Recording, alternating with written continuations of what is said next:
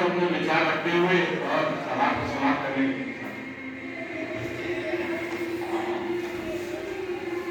धन्यवाद। आपका संचालन निश्चित रूप से बहुत अच्छा है।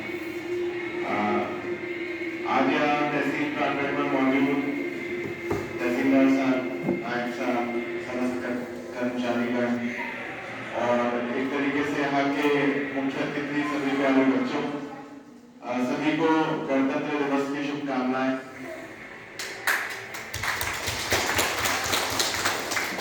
आज मैंने पाया कि पिछले 25 दिनों में जो हमारा स्टाफ हमें हमेशा राजस्व नक्शों और खतौनियों के साथ देखा करता था, वो बहुत विद्वान है, बहुत कलात्मक है और बहुत प्रतिभा अपने अंदर समेटे हुए है।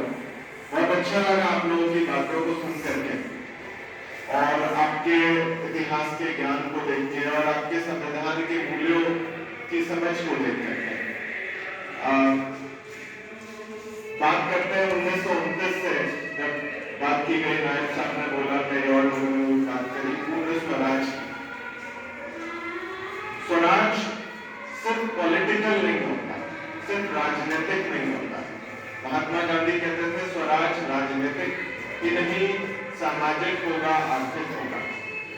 और हमारा संविधान कहीं ना कहीं उस चीज को सार्थक बनाता है कि वो सिर्फ राजनीतिक रूप से एक अपनी सरकार नहीं देता है, वो ये भी सुनिश्चित करता है कि आर्थिक जगत में, सामाजिक परिवेश में सभी को समानता बराबरी का अधिकार मिल सके।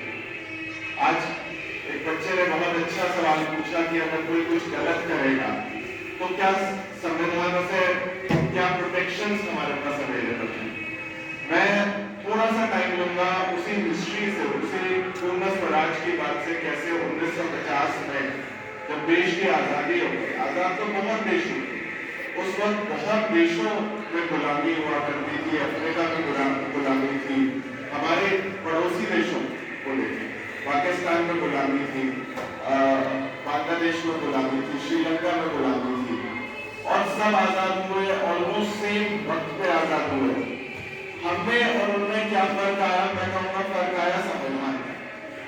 हमारे संविधान ने सुनिश्चित किया कि हमारी सरकार ऐसी हो जो 4 मूल्यों को लेकर के चले, जिसकी बात प्रस्तावना में हुई, sovereign, socialist, secular, democratic, Republic. इसका मतलब यह है संप्रभुता, मतलब देश में संविधान ही सुप्रीम है, संविधान के अंदर देश की सारी ताकत निहित है और संविधान को बताते हैं वी द पीपल, हम भारत के लोग, वो हमारा ही है। सोशलिस्ट मतलब कि सभी को समानता, सभी को बराबरी का अधिकार, ये संविधान सुनिश्चित करता है। सेक्युलर, वहां पर न धर्म का अंतर है, न पंथ का अंतर है, न कास्ट का अंतर है, कोई अंतर नहीं। अगर एक नौकरी के लिए अप्लाई करेंगे कोई अंतर नहीं, कभी भी आपको डिस्क्रिमिनेट नहीं किया जाएगा।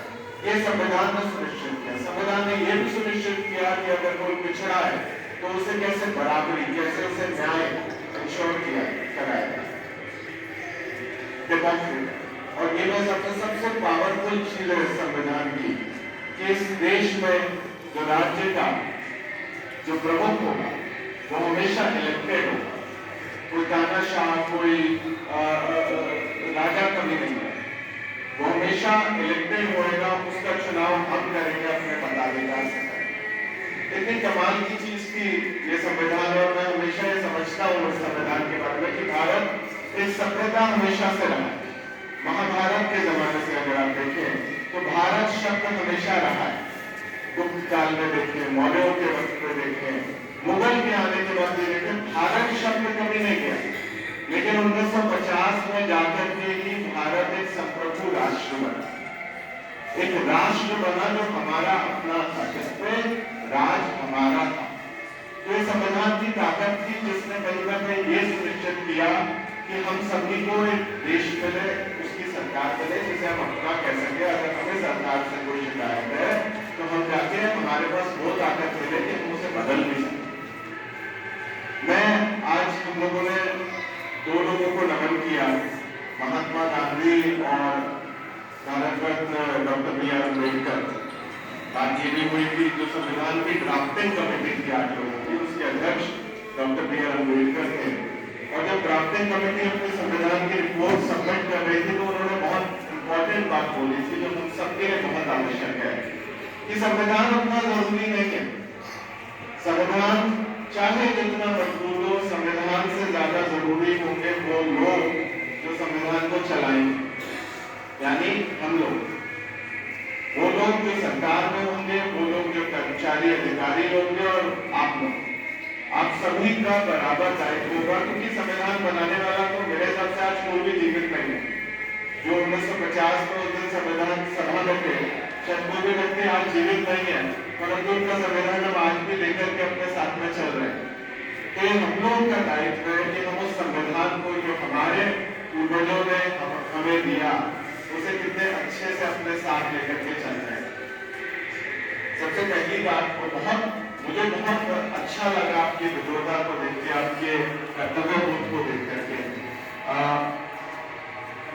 यहाँ बात हुई कुरीतियों को हटाने की। बहुत सही बात है कि अगर हम ये देखते हैं कि नकली शराब है, नकली नशा रहता है, और उसमें कितने लोग अपना परिवार नष्ट कर देते हैं। सिर्फ आम लोग नहीं, मैं तो बहुत कर्मचारी और अधिकारी अपने परिवारों को वक्त नहीं दे पाते हैं कुरीतियों की वजह से। ये लक्षणों को देखते हैं, लेकिन हम ये समझ, और खासतौर से बच्चे आपके लिए बहुत जरूरी है ये समझना कि उस संविधान से जो हमारी सीख है, वो सबसे पहली सीख यही है कि जो मूल्य है, कैसे हम एक अच्छा परिवार बनाए। जब हम एक अच्छा परिवार बनाए, अगर घर में लड़ाई झगड़े भी हो रहे हैं, तो आपका ये कहीं ना कहीं कर्तव्य बोध है कि उस लड़ाई झगड़े के बीच में मध्यस्थता है, शांति बनाए। जब वो परिवार बनता है, तब वो इसके बाद एक समाज बनता है। आप अपने गाँव में हैं, अगर गाँव में हम अपना बहुत ज्यादा काम ऐसा देखते हैं जब बच्चा अपने पिता को घर से बाहर निकाल देता है। एक ही परिवार के दो भाई एक दूसरे में लड़ाई झगड़ा करते हैं संपत्ति को लेकर। लेकिन अगर हम देखें गांव या समाज या परिवार, तो एक संपत्ति से बड़ा है। तो ये कहीं ना कहीं हम सबका दायित्व है कि हम उन चीजों से, छोटी छोटी चीजों से ऊपर उठ सके और देश के बारे में, अपने समाज के बारे में ज्यादा सोच सके। उसके बाद कर्तव्य बोध की बात हुई, सत्यनिष्ठा की बात। कई लोगों ने बात करी कि कैसे इंटेग्रिटी, ऑनेस्टी बहुत इंपॉर्टेंट है। मैं यही समझता हूँ, हर एक कर्मचारी को मैं कहना चाहूंगा कि सत्यनिष्ठा की ताकत बहुत ज्यादा होती है।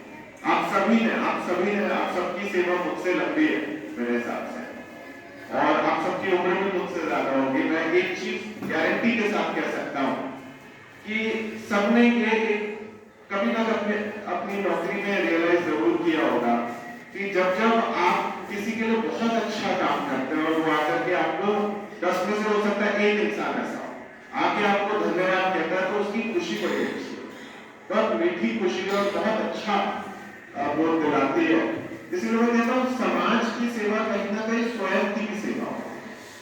वो आप अपनी खुद की सेवा कर रहे हैं, बहुत अच्छी फीलिंग लेकर के जब आप घर जाते हैं, किसी का एक काम का अगर आप निस्तारण करा देते हैं, तो मैं हमेशा कहूंगा कि अपना कर्तव्य बोध कभी नहीं भूलना चाहिए। अपनी नौकरियों को हम अलग अलग पदों पर आसीन हो सकते हैं, हमसे हमेशा कोई ना कोई सर्वोच्च होगा, हम एक कंपैरिजन हमेशा ड्रॉ कर सकते हैं, परंतु हम सबको ये बहुत अच्छी बात कही आपने कि जो भी पद है वो इम्पोर्टेंट है। एक लेखपाल का पद इम्पोर्टेंट है, एक नायब तहसीलदार, एक तहसीलदार है, एक राजस्व निरीक्षक है, एक एसडीएम, हम सबको अपने दायित्व दिए गए और उन दायित्वों के अंदर कहीं ना कहीं हम उसका कैसे निर्वहन कर रहे हैं, वो हमारी नौकरी को सार्थक बनाता है। कोशिश ये करें कि किस तरीके से आप जब आप रिटायर हो रहे हो, जब आप अपनी सेवा काल समाप्त कर रहे हो, आप कहीं ना कहीं ये कह सकें कि जो भी मैंने किया, एक व्यक्ति जो दुकान पे चाय भी बनाता है, कैसे वो उस चीज में ज्यादा अच्छा करने का, रोज बेहतरी करने का प्रयास कर सके, तभी आपको लगेगा कि मेरी नौकरी कहीं ना कहीं मेरा जो भी अपना दायित्व है अपने कर्तव्य के प्रति, वो कैसे सार्थक हो सके। इसी के साथ मैं अपनी वाणी को विराम दूंगा। मैं सभी को गणतंत्र दिवस की शुभकामनाएं देता हूं और मैं ये आशा करता हूं कि हम सब आगामी वर्ष के अंदर प्रयास ये करेंगे कि कैसे अपने काम को बेहतर बना सके और कैसे तहसील परिवार अंदर हम अपने एक्शंस को जन सामान्य के लिए कैसे ज्यादा फोर्थकमिंग हो करके हम उनकी अपेक्षाओं को फुलफिल कर सकें। सभी को मैं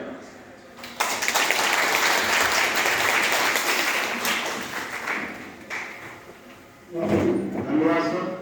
और सर का जो मार्गदर्शन है हम लोग उस पर अमल करेंगे, कार्य करेंगे। इस गणतंत्र दिवस के अवसर पर जो इसके लक्ष्य है, जो उद्देश्य है, उसकी पूर्ति के लिए हम सभी लोग प्रयास करेंगे।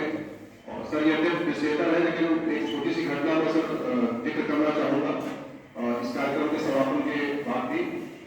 सर एक दिन एक गाँव है सर, वहाँ पर ये जानकारी मिली कि एक व्यक्ति के यहाँ कुछ जानवर जो है वो अचानक से सर उनकी डेथ हो गई है।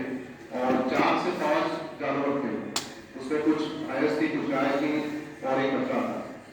तो यद्यप सर काफ़ी लेट सूचना मिली थी 9 बजे के आसपास, और जब तक हम लोग और डिपार्टमेंट से कोऑर्डिनेट करते लगभग 11 बज चुके थे। और सर आपकी जानकारी में था, फिर उस समय वास्तव में समस्या थी, कोहरा भी बहुत ज़्यादा था, ड्राइवर भी उपलब्ध नहीं थे। तो नायब साहब से मैंने बात की और नायब साहब ने खुद ड्राइव किया बरहन तक, और बरहन से एक ड्राइवर लेकर के हम लोग यहाँ से करीब 20 किलोमीटर था वहाँ पर पहुँचे। और उसके यहाँ जो स्थिति थी वास्तव में बहुत दुखद स्थिति थी, बहुत गरीब परिवार था, बहुत सारे लोग वहाँ पर परेशान थे, रो रहे थे। हम लोगों ने पूरी जांच की वहाँ पर, और उस समय तक लगभग 12:30 बज चुके थे।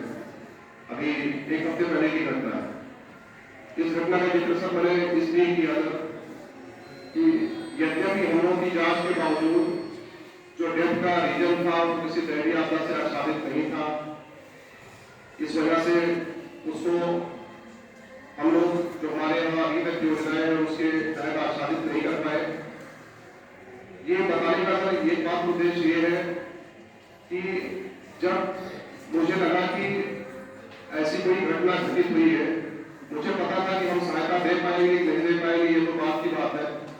लेकिन प्रशासन के एक अंग के रूप में अगर हम उसके यहाँ इस दुखद घड़ी में पहुंचते हैं रात में, तो निश्चित रूप से उसको एक संबल महसूस होगा, उसको एक अच्छी फीलिंग आएगी कि पूरा प्रशासन, डेमोक्रेसी, सरकार, हम सभी लोग उसके साथ हैं। बहुत सारी सब विषम परिस्थितियां थी, लेकिन हम लोगों को जो वहां पहुंचने के बाद एक आत्मसंतुष्टि हुई कि भले ही उसके लिए हम लोग आर्थिक रूप से कुछ न कर पाए हो, लेकिन हम लोग पूरे हमारा जो प्रशासनिक तंत्र है उसकी वहां पर उपस्थिति ऐसी विषम परिस्थिति में रात में इतनी शीतलहर में भी होने पर सर निश्चित रूप से उसको सर बहुत अच्छी अनुभूति हुई सर। तो मेरी सबसे यही अपेक्षा है, यही अपील है कि जब भी हमें कुछ ऐसा करने का अवसर मिलता है तो हमें उस अवसर को छोड़ना नहीं चाहिए, बल्कि हमें हमारी वहाँ पर प्रेजेंस अवश्य वहाँ पर हमारी होनी चाहिए। और जो हमारा सिस्टम है, जो हमारा तंत्र है, ताकि इसके प्रति लोगों का जो विश्वास है वो और बेहतर बन पाए।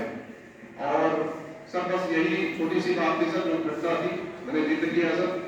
और आप सभी से अनुरोध है कि अभी जलपान की व्यवस्था है, आप सभी लोग और हमारे प्यारे बच्चे सभी लोग जलपान करके यहाँ से जाएंगे। और सर कुछ